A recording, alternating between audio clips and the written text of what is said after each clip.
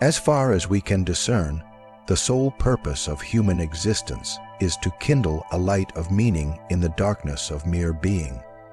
These words by Carl Jung strike at something deep. When we look at towering figures Carl Jung himself, Sigmund Freud, Leonardo da Vinci, Albert Einstein, William Shakespeare, Nelson Mandela, we're often left wondering, how can our lives possibly compare to theirs? Their legacies seem drenched in meaning, while we struggle to define our own. But Jung didn't believe that meaning came from grand accomplishments. To him, the essence of life's purpose lies not in what you do outwardly, but in who you are inwardly, how you act, think, and evolve. The foundation of who we are, according to Jung, lies in our psyche, which includes both the conscious and the unconscious mind. Our ego represents the conscious, what we're aware of. But beyond that lies the unconscious, vast and unknown, and at its core sits what Jung called the shadow, the hidden, often dark side of ourselves we ignore. And it is in this shadow, Jung believed, that the unique purpose of each individual can be found. Carl Jung, a Swiss psychiatrist and the founder of analytical psychology, revolutionized the way we see the human mind. His work, spanning books like Man and His Symbols, Memories, Dreams, Reflections, and the Archetypes and the Collective Unconscious, invites us to stop searching for purpose in the external world and instead begin looking inward. According to Jung, discovering your life's meaning begins with confronting the parts of yourself you've hidden away, your shadow. As he once said, your visions will become clear only when you can look into your own heart. Who looks outside dreams, who looks inside awakes. Everyone's purpose is different, deeply shaped by who they are. And that means before you can find your path, you have to first understand yourself. Not just the parts you like, but the whole of you. Most of us believe we know who we are. We can list our personality traits, our preferences, and our values. But real self-knowledge requires something deeper. Jung called this process self-realization, the integration of the conscious and unconscious mind. The shadow, that hidden place within us, contains the parts of ourselves we've rejected. Jealousy, rage, shame, envy, even passions and desires we've cast aside. These aren't always visible because we've repressed them so deeply that they no longer rise to the surface. Instead, we adopt personas, masks we wear in society to be liked or accepted. You might have one version of yourself at work, another with friends, another with family. These masks protect us, but they also prevent us from facing who we really are. To reconnect with the shadow, you must begin shadow work. This involves deliberate reflection on your thoughts, actions, and emotions through journaling, meditation, or self-inquiry. Ask yourself, why did I react that way? Did it feel like the real me? Was I being authentic or just wearing a mask? The key is to interrogate yourself the way you would question someone else, not to criticize, but to understand. And understanding your shadow doesn't mean becoming it. If you uncover hidden anger, you don't suddenly have to label yourself as an angry person. Rather, you're acknowledging that anger exists within you, and that's okay. In fact, your shadow often reveals itself in how you judge others. The traits that irritate or offend you in someone else often reflect your own hidden insecurities. This is projection.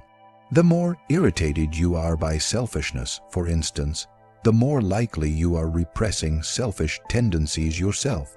By engaging in daily shadow work, questioning your thoughts, acknowledging your reactions, you slowly bring the unconscious into the light. Over time, this work will help you become more whole. And that's the beginning of purpose. As Jung once said, I don't aspire to be a good man. I aspire to be a whole man. Confronting the darker aspects of yourself can be uncomfortable. In fact, it might make you feel worse at first, but it's necessary. Many people assume that suppressing negative emotions or traits is a form of strength. They think, if I never show my anger, I must be gentle.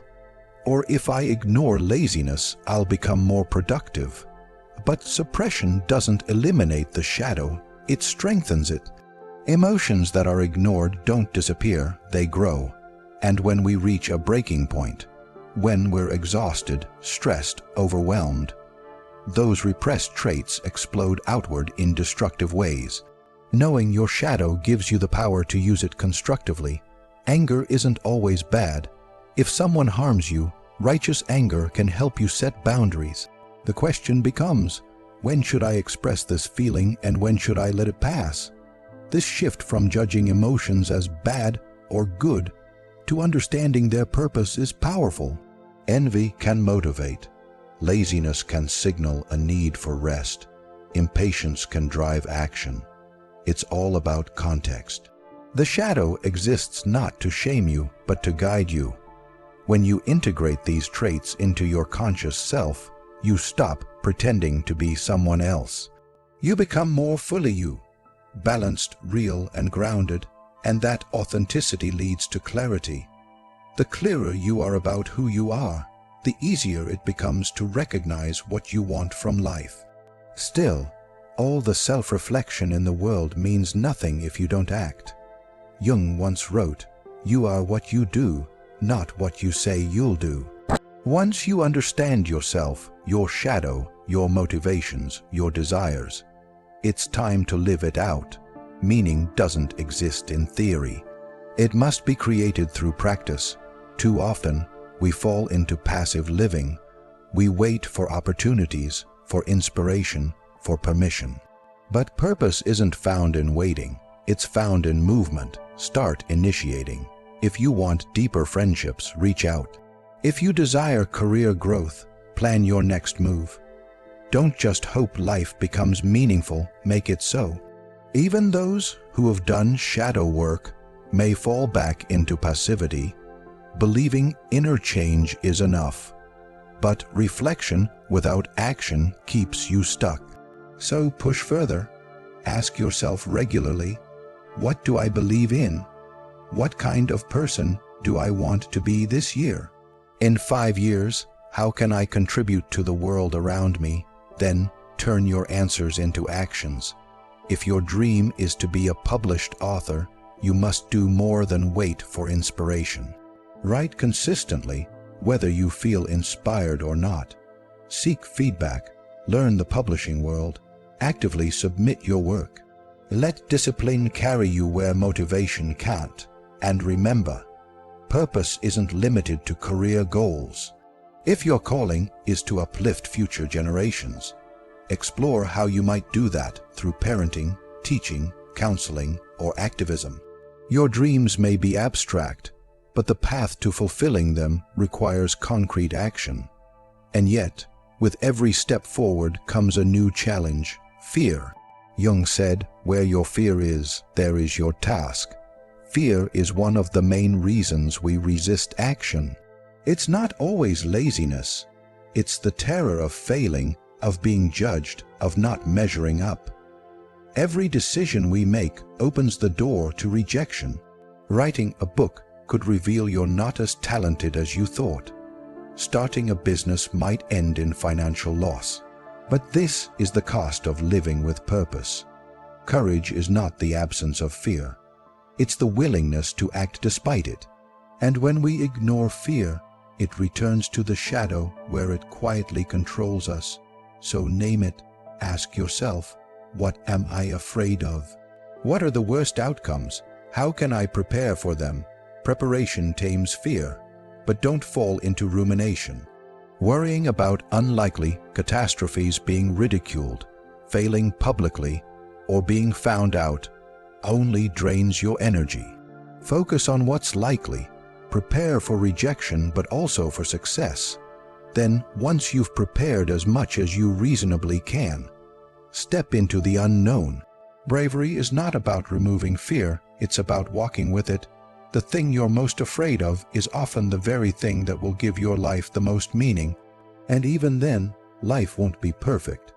As Jung once said, even a happy life cannot be without a measure of darkness, and the word happy would lose its meaning if it were not balanced by sadness. Facing your shadow, growing, acting bravely, none of it guarantees a flawless life. You will fail, you will get hurt, you will be disappointed. But this is exactly what makes life meaningful. Pain adds contrast. Sadness makes joy deeper. Failure makes success sweeter. There is no light without darkness, and every setback is a lesson in disguise. Every failure reveals something about who you are and what you're capable of. If your book gets rejected, if your plan doesn't work out, if you try and fall, don't despair. The real purpose lies not in reaching the goal, but in the fact that you tried, that you took action, that you showed up. That's what makes your life meaningful. It's not about becoming famous or successful. It's about becoming someone who dares, someone who grows, someone who knows themselves, flaws and all, and still chooses to live fully. Meaning isn't something you stumble upon. It's something you build day by day, action by action, reflection by reflection.